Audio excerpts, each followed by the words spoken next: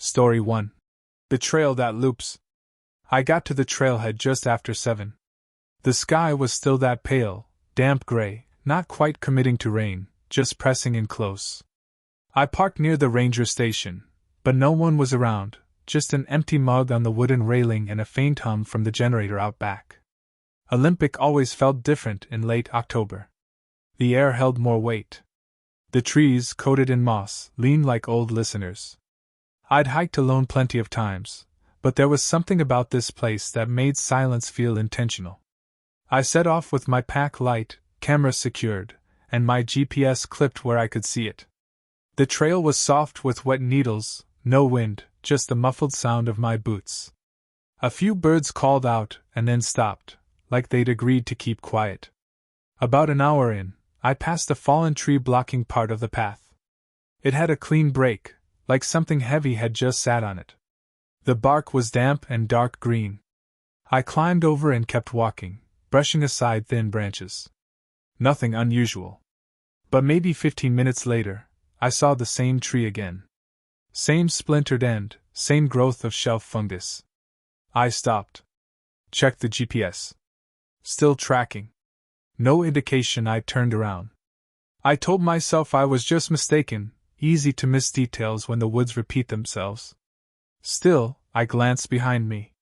Nothing there but the soft curve of trail disappearing into trees. At the 2-hour mark, the light changed. Not brighter or darker, just off, like the clouds had thickened and the sun didn't know where it was anymore.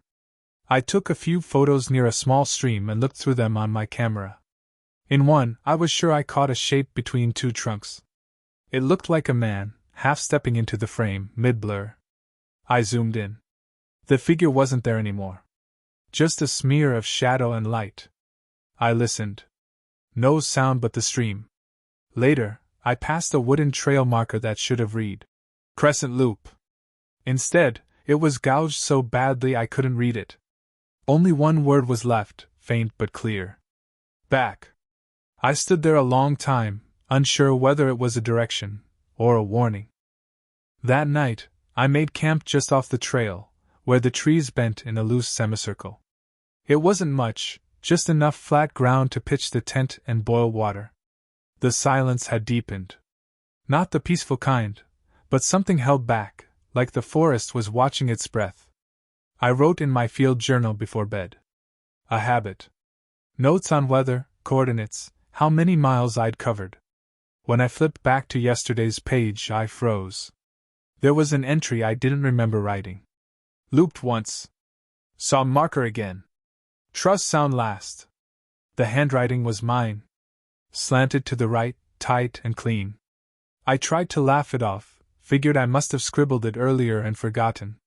But the words didn't fit anything I'd written before. And that last part, trust sound last, what did that even mean? I checked my watch, 8:47 p.m. Tried to sleep. I lay still, listening. There was no wind. Just the occasional drip from the trees. Then, faintly, footsteps. Soft, deliberate. They moved in a circle around the tent, never rushing, never stopping. I held my breath. A low voice followed. Not a word, just my name. Jordan. Drawn out like a question. I waited until I couldn't hear it anymore.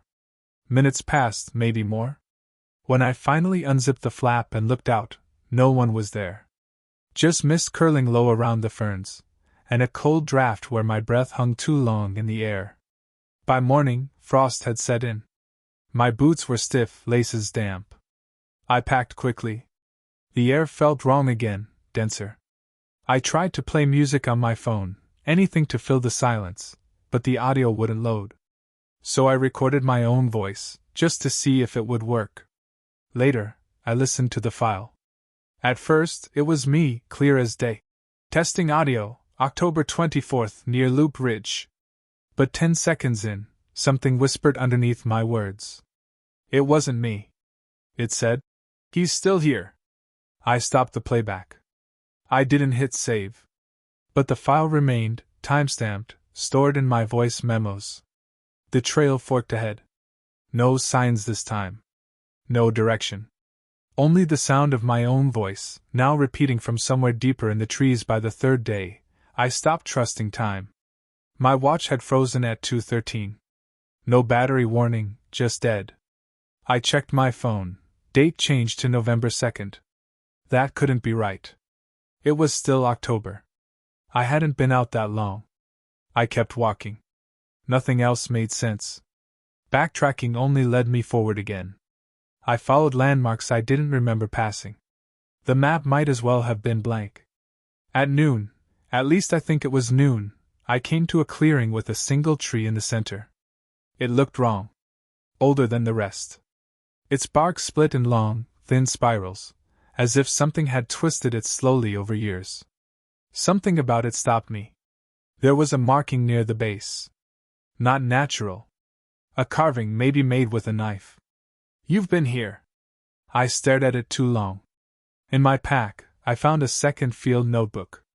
Mine, but older, dog-eared, stained with something brown. Inside, entries in my handwriting. Dates stretching back weeks. None of it was familiar. Mentions of trail names I had never taken. A page noted, "Avoid the spiral tree. It forgets you." But I was reading it. I had written it. Or someone who knew how I wrote. I sat down on a log, suddenly exhausted. Tried to recall what day I'd arrived. What time I'd set out. Couldn't. My last solid memory was the ranger station, empty, coffee mug, hum of the generator. Everything else blurred, like pages flipped too fast. I heard movement to my left. Not an animal. Leaves pressed down gently, one at a time. I held still. It stopped when I did. Started again when I shifted. Then a voice, mine exactly. "Don't sit. Keep going." I turned but saw nothing. Just trees, swaying now though no breeze touched my skin. That night I didn't set camp. I walked until I reached a ridge overlooking fog. Below, a trail coiled into itself, spirals worn deep into the ground, like an animal's den. The voice returned, softer this time. "Almost out. Just follow me." I should have turned back. I didn't. The last thing I passed was that tree, spiral bark, my name carved below someone else's. I didn't stop. I couldn't afford to remember again. Story 2: The Watcher on Old Pine Ridge. I reached the ridge just before dusk. The air was heavy, like the storm had been waiting all day but hadn't decided if it would actually come. I set my gear down under a low tree and started placing the first trail camera along the deer path I'd marked the day before. This section of Shenandoah doesn't get much traffic. Rangers said the path was unofficial, probably worn in by animals or old logging routes, but it was still mapped out on one of the older print guides. That's why I picked it. Quiet spots catch the best footage. By nightfall, I had 3 cameras set, facing different angles, one toward the stream, one aimed uphill, and one back toward the trailhead. I checked each lens. Clean. Aligned. Nothing wrong. I made a small fire. Took notes in my journal. Usual stuff: weather, bird sounds, wind direction. I even sketched a rough layout of the camera positions. Around 9, I heard a rustle near the stream. Not unusual. But when I checked with binoculars, something stopped me. In the reflection of the right lens, just for a second, I saw a figure standing where the hill breaks. Too far to make out details. No movement. No animal shape. When I lowered the binoculars and looked directly, nothing. I chalked it up to a tree or a trick of light. Still, I noted the exact spot in my journal. I went to sleep without issue. No sounds, no wind, just that thick quiet where everything feels padded. Next morning, I hiked to check the cameras. The one facing uphill had been turned. Not knocked over, rotated deliberately, by nearly 90 degrees. No wind could have done that. I checked the footage. Hours of nothing. Then, just before 2 a.m., the feed cut out for 26 seconds. When it resumed, the angle was new. The stream no longer visible. The forest perfectly still. I stared at the screen. Something about the way the trees aligned, too clean. Too symmetrical. I looked behind me, half expecting to see someone there. Only the trees. And the faint sound of dripping water, though nothing was wet. I marked it in my journal. Then I saw the next page had already been written. Same pen. My handwriting. But I hadn't touched it. The next morning felt quieter than it should have. No birdsong. Just that same pressure in the air, like the woods were holding something in. I made coffee and reviewed the second trail camera, the one near the stream. The footage was blank from midnight to dawn. No error code. No reason. I scanned the tree line again with my binoculars. At first, nothing. But when I adjusted the focus and moved slightly to the left, the reflection flickered. Just briefly. There he was. A shape behind the trees. Still. Upright. Far too tall to be a person, but proportioned like one. I didn't move the binoculars. I lowered them slowly. Nothing there. I tried again, no figure this time, not even a blur. I put the glasses down and rubbed my eyes. It didn't feel like fear exactly, more like forgetting something important and not knowing what. I sat still for a long time, trying to think of a logical reason the reflection would show something the naked eye wouldn't. I came up with nothing that made sense. Later, I walked back up the ridge to check on the third camera. Same issue. It had rotated again, perfectly centered on a narrow clearing I hadn't noticed before. The footage, when I checked it, ended at 1:47 a.m. and resumed at 1:48, but everything had changed in that single minute. The trees weren't the same. A pile of black pine cones had appeared where the path had been. Arranged in a ring. I didn't remember seeing that when I placed the camera. I knelt to examine the clearing. The pine cones were dry, brittle, but the soil beneath them was soft, freshly disturbed. Someone, or something, had been there. Quietly. Deliberately. I wrote it down. When I flipped back to review my earlier notes, I found a new page at the very back of the notebook. A torn scrap had been glued in, the handwriting tight and slanted. Don't look straight at it. That's how he steps in. No signature. No date.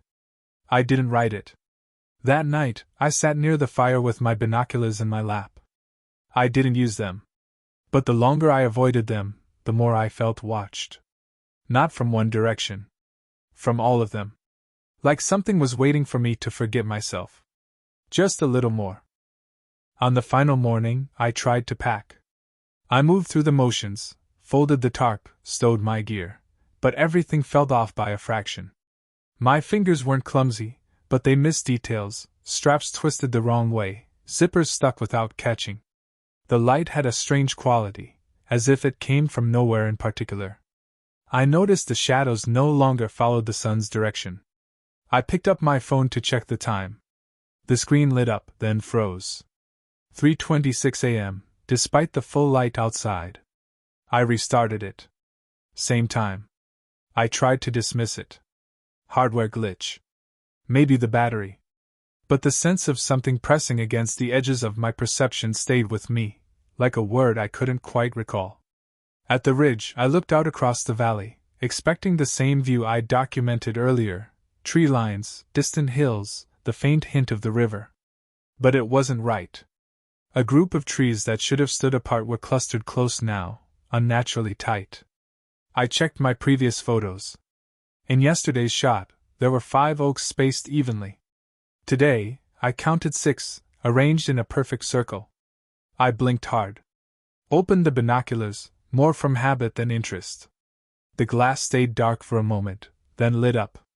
The scene looked normal at first. But then, slowly, one detail changed.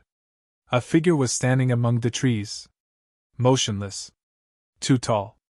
Head angled downward like it was listening.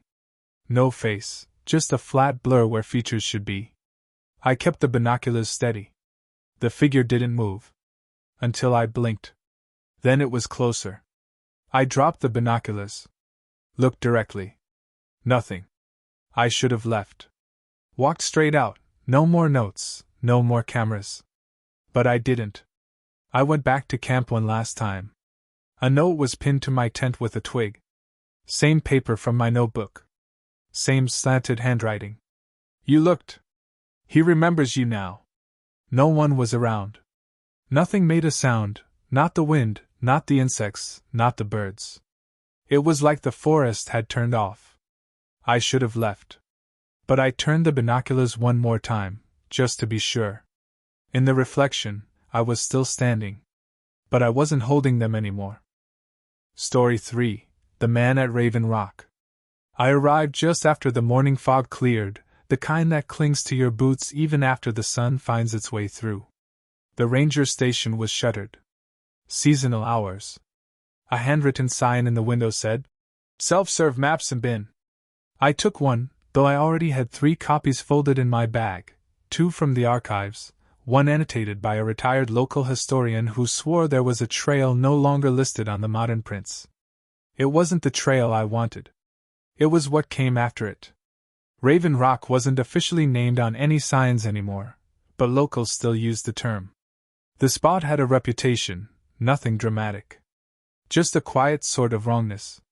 Stories from the 1800s mentioned a man who watched the gap from the ridge and never blinked. Always silent. Always still. Some thought he was a deserter. Others, a preacher. The letters were vague, and that's what pulled me in. The space between lines. That's where history breathes. I hiked past the main overlook, took the unmarked turn near the weathered oak with the split trunk. The air grew colder fast. Higher up, the trees thinned. My boots found gravel too early, as if the ridge wanted me to misstep. By noon I reached the rock shelf. The view was wide but flat, like a painting hung crooked. I sat, took out my notebook, started to sketch the ridge lines for reference. That's when I saw it. A piece of folded paper wedged between 2 rocks, dry despite last night's rain. A single sheet. Inked by hand. It read, "He still watches. He does not sleep. He remembers the fall." No signature. The paper was clean, no yellowing, no brittle edges. As if written this morning? I looked behind me. Just pines and quiet. But I had the sense I'd walked through something to get here, like a screen door I hadn't noticed until after I passed. Later, I reviewed the photo I took of the cliff. In the far left corner, nearly lost in shadow, was a man in dark clothes standing beside the drop. Hat, coat, walking stick? Too clear to dismiss. I hadn't seen him when I took the photo. I spent the night in a rented cabin lower down the mountain. It was meant to be a break, time to sort through notes, compare the letter I found with older accounts. I couldn't. The air inside felt stale despite the open windows. My pack was where I left it, but the paper, his note, was now tucked inside my field journal. I didn't remember placing it there. I checked the journal's back pages and found a second slip, pressed flat. New words. "You see him now. That is enough." Same handwriting. Same ink. I didn't sleep much. When I did, I dreamt of ink soaking through my fingertips, dripping into the floorboards. In the dream, I heard a cane tapping, 3 soft knocks, always spaced the same. By morning, the fog had returned. I drove back up toward the trail, parked at the same overlook. No one else there. I climbed with more care this time, but my boots still slid where they shouldn't have. Ravens circled above, unusually quiet. Near the edge I sat again. Same spot. I pulled out the journal. Tried to write something clear, time, weather, elevation. But my pen dragged. The words curved wrong. I flipped a few pages forward. There, 3 entries ahead, was a note written in my hand. April 14th. Saw him at the cabin today. He nodded. I think he remembers me. I hadn't written it. Not yet. Still, I packed up and followed the old trail behind the ridge. The one the historian mentioned in her margin notes. Faint path north of Raven Rock, probably leads to cabin remains. It did. I found the structure after maybe an hour. Half standing, half collapsed. No door, just a frame, and old rusted hinges. The roof was gone. Inside, floorboards blackened at the center as if burned years ago. No signs of animals. No graffiti. No litter. Nothing living. But someone had placed a single object inside, a thin, carved walking stick. Leaned gently against the far wall. Standing upright. I didn't touch it. As I turned to leave, the air behind me changed. He was never visible, just the pressure, the weight of being seen. 3 soft taps echoed from inside the cabin. Wood on wood. Deliberate. Familiar. I don't remember hiking back. I must have. My pack was in the cabin again, boots by the door, socks drying near the windowsill. But I have no memory of the return. Only the light outside, grayer than it should have been for morning. A storm had been building for days, but it never came. The wind paused just long enough to notice it was gone. I opened my journal to orient myself. The last page was filled, my handwriting neat and familiar, but I hadn't written it. He does not follow. He waits. That is what you came to understand. There were no dates on the page. No time. Just that. I flipped back. Most of my earlier entries were still there, but something was different. Certain words had shifted. A name I hadn't written now repeated, Josiah Heller. I looked it up. Found a brief mention in a 19th century article, missing preacher, presumed lost on Raven Rock in 1864. Believed to have wandered off after hearing voices from the ridge. I tried to leave. Followed the trail back toward the overlook, but the path forked where it hadn't before. I chose the direction that felt right. An hour later, I passed the cabin again. The same broken roof. Same walking stick. Only now, a second object leaned beside it, my camera. I never brought it into the cabin. I checked the photos. Dozens I didn't take. All of them, the cliff, the trail, the cabin, but from outside, like someone had been following me. In one, I'm standing at the edge of Raven Rock, turned slightly toward the forest. In another, I'm closer to the cabin door, but my face is blurred. Not by motion. Just removed. I closed the camera. Stepped outside. Ravens wheeled overhead. Not calling. Just circling, always in threes. That night, I stayed in the cabin. Not by choice. The trail vanished behind mist thick enough to swallow the trees. When I closed my eyes, I heard him again. Not speaking, never speaking. But present. Breathing. Close. Before sleep took me, I wrote one last note in the journal. He was never lost. He just stopped walking forward. I think that's the trick. You stop walking. You listen. And then, like him, you forget how long you've been standing there. Story 4. The Crying Tree at Devil's Den. The tree looked out of place. Among the jagged rocks and brown brush, it stood alone, taller than the rest, with bark so dark it looked wet. But it wasn't water. Sap leaked from the trunk in long, thin lines clear as glass. It never stopped, even though the air had been dry for days. Not a single insect touched it. I found it halfway through my first day at Devil's Denver. I wasn't looking for anything supernatural, just content. My blog covered haunted sites, but I always led with the history. That's what people skipped over. The war, the movements, the names. The tree wasn't marked on any guide. No plaque, no sign. Just a path of trampled grass that curved toward it. Someone, or many someones, had come here before. I set my gear down nearby. Took some photos. Zoomed in on the sap. The way the sunlight hit it, it almost looked like the tree was crying. That's what the locals called it, the crying tree. I sat nearby and made notes. Ground was cold. Dry leaves crunched under my legs. No birds. Just the occasional wind cutting low through the rocks. I liked the quiet. It made everything feel older.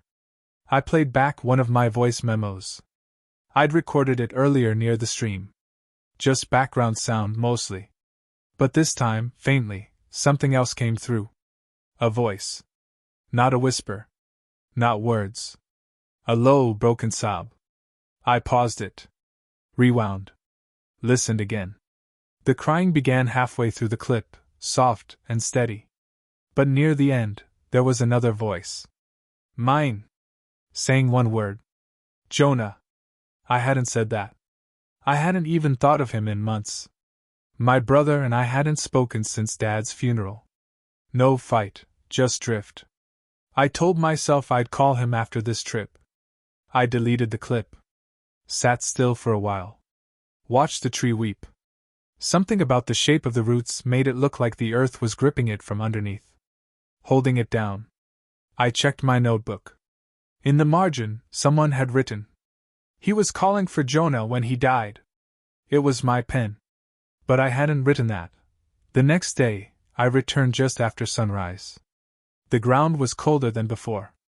The tree looked the same heavy trails of sap, same angle of its crooked branches, but the feeling had changed. Like something had shifted while I was gone.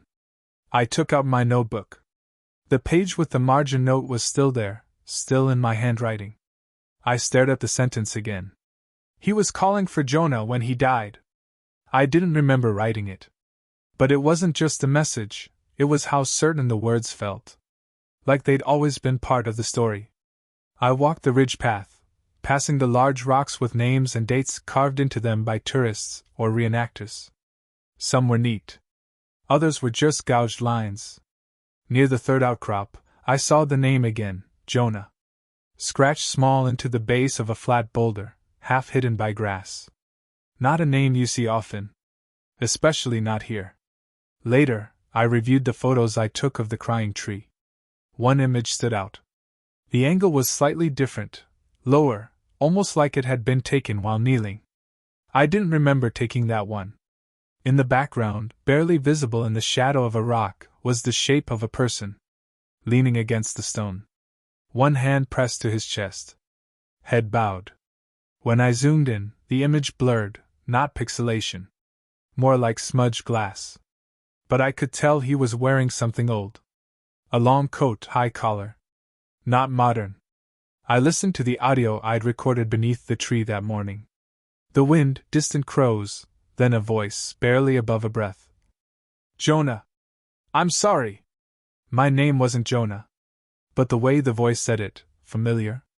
Almost warm. That night, back at the inn, I tried to write a blog entry. Every time I started typing, my mind wandered. I found myself searching Civil War records, trying to find any soldier with a brother named Jonah. There were too many. When I closed my laptop, I noticed my notebook had moved to the floor. The page was open. The words at the bottom had changed. He cried for his brother. You came instead. I didn't sleep. I just kept hearing it, quiet sobs from somewhere just outside the window. And the sound of sap tapping softly onto stone. By the third morning, I wasn't sure why I was still there. I'd gathered enough content for the blog. Plenty of photos, audio, strange notes to frame into a story. But I couldn't bring myself to leave. Something about the crying tree kept pulling at me, not just curiosity, something quieter. Like obligation. I returned at dawn. The fog was thicker now, lying low across the rocks. It hushed everything. Even the wind felt like it moved with care. The tree looked different. Not in shape or size, those hadn't changed, but in presence. As if it expected me. I sat at the same spot beneath it. My notebook lay open in my lap, though I didn't write. My pen hovered, waiting. I listened. And I heard it. Not crying this time. Breathing. Faint. Labored. Somewhere near the base of the tree, just beneath the roots. No wind. No birds. Just that slow inhale, exhale, as if someone slept inches beneath the soil. I pressed my hand against the trunk. Cold. Sticky with sap. But underneath, the bark seemed to pulse. I whispered, not even knowing why. Jonah? The sobbing returned. Immediate. Desperate. Then came a voice. A man's. Dry. Tired. You came back. I looked around. No one. Just empty field and stone. But the voice hadn't come from outside. It had come through the bark. Beneath my hand. He waited. Thought you might. My breath hitched. I stepped back, Heart knocking at my ribs, but I didn't run. Something held me there, not fear. A sadness that didn't belong to me but settled in my chest like it did. I checked my notebook. The page had filled on its own. You are the memory now. Stay, and he won't be alone again. The tree creaked softly, though there was no wind. I turned to leave.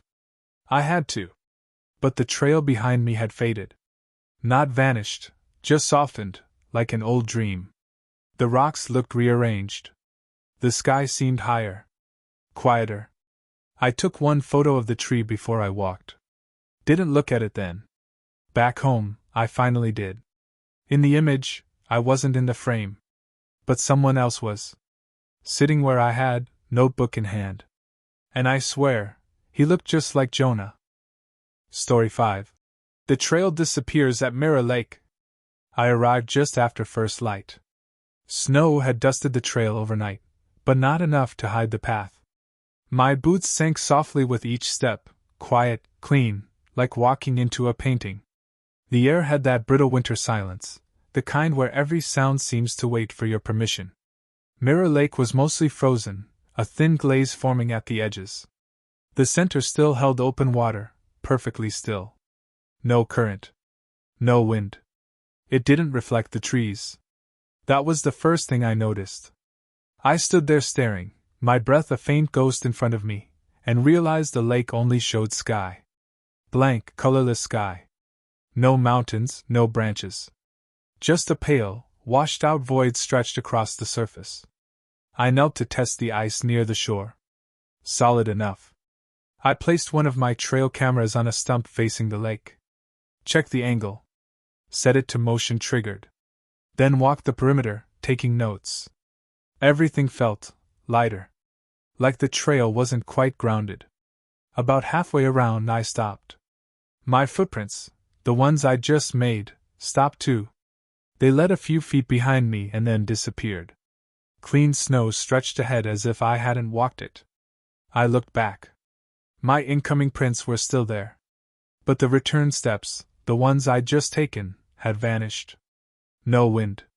No melting. Just gone. I kept walking. At a bend near a patch of boulders, I took a break. Pulled out my phone and snapped a photo of the lake. Checked the screen. It showed me standing near the water's edge. But I wasn't facing the lake. I was turned toward the tree line, shoulders tense, head slightly tilted, as if listening. I hadn't moved like that. I was sure of it. I took another photo. Same thing. In both images, my reflection in the water looked normal, standing straight, looking ahead. Only I hadn't been. I told myself it was a glitch. A lag, maybe? But something stayed with me. The version of me in the picture had dirt on the wrong knee. My left. I'd knelt on the right. Before heading back, I glanced once more at the water. The reflection blinked. I hadn't. The next morning, I returned to check the trail camera. The air was colder, tighter. The kind that makes sound carry too far, or not at all. No one else had been up here. No new prints. Mine from yesterday were still there, up to the point they vanished. The camera had recorded 7 clips overnight. I watched the first. Empty shoreline. Breeze curling over the ice. Then the next, same. On the third, a figure stood near the lake, motionless, just inside the frame. It was me. Same coat. Same bag. But I never came back after dark. I was sure of that. The footage showed the figure staring at the lake, unmoving, for exactly 3 minutes. Then it turned, not toward the trail, but toward the camera.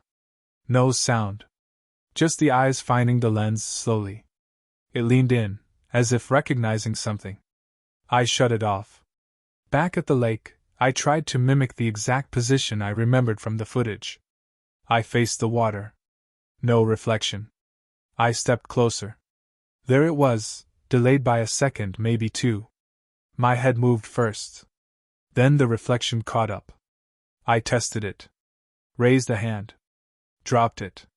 Always the same delay. Always just behind. But at one point I turned my head, and the reflection didn't follow. It stood still, watching. Then it smiled. Not wide. Not unnatural. Just wrong. I backed away. My foot caught something small, a trail sign, clean and white, lying flat in the snow.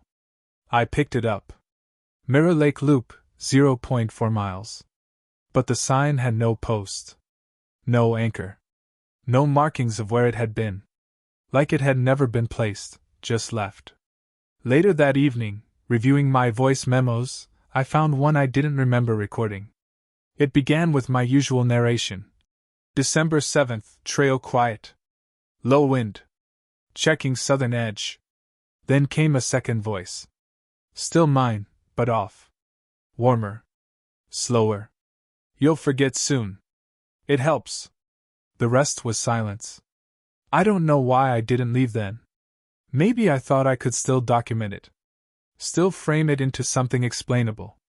But I think even then I knew that wasn't just a reflection. And it had already started remembering things I hadn't told it.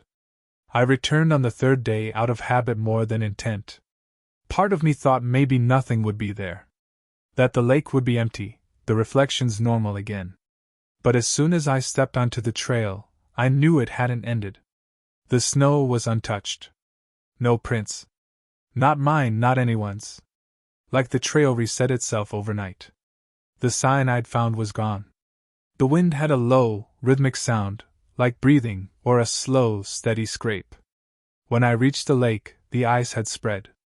Only a small circle of water remained unfrozen at the center. Still, perfectly reflective. I stepped close. My reflection stood where it should, but it didn't match. My coat was zipped higher. My hands were bare, I wore gloves. And its breath fogged the air just slightly before mine did. I raised my arm. It didn't follow. I whispered, unsure why. What do you want? The reflection opened its mouth, but I heard the voice behind me. You asked to be somewhere else? I remembered. I turned. Nothing there. Just the still woods and the hush of falling snow. When I faced the lake again, the reflection had changed. It wasn't standing anymore. It was kneeling, hand pressed to the surface of the ice, head tilted in a familiar way, my way. The way I'd leaned while adjusting the camera on the first day. I looked down. My own hand, without command, moved toward the water. I pulled it back, breath sharp. In the reflection, the kneeling figure smiled again. This time, it didn't feel human. Not monstrous. Just incorrect. I backed away slowly, not taking my eyes off the lake. When I finally turned and began walking, the trail was longer than it should have been. The trees were too close together. The light shifted in unnatural ways. I walked for nearly an hour and ended up by the same boulder I'd passed earlier. Only now, two sets of footprints led away from it. Side by side. Later, I checked the last image my camera had captured. It was a photo of me, standing at the edge of the lake. But I wasn't holding the camera. And the reflection in the water was waving,